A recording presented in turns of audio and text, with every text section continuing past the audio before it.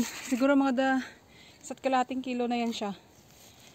I-harvest ko to sa second week ng September. Ayan oh. Oh, ang dami nilang bunga. Kaso pumunta ako dito, naglinis ako ng konti. Yung iba nag-yellow kasi bawal yan silang istorbohin kapag ganyan oh. Kasi hindi yan sila lalaki. Mamamatayan sila. Tingnan mo nito. Nagalaw ko. Kailangan di mo sila gagalawin guys.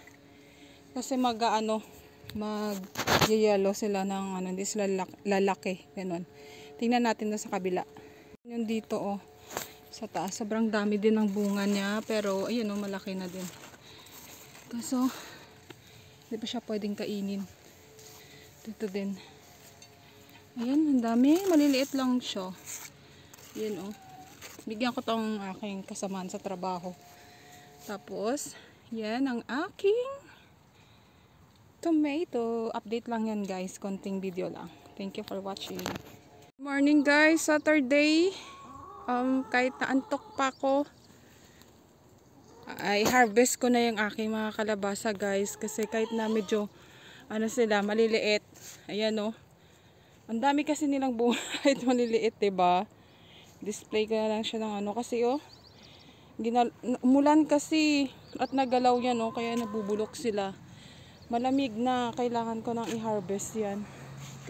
Ay. Tsaka para malinisan ko na ditong area na to. Yan oh. May tomato pa. Ayan. Tingnan natin mamaya guys kung ilan yung ma-harvest ko.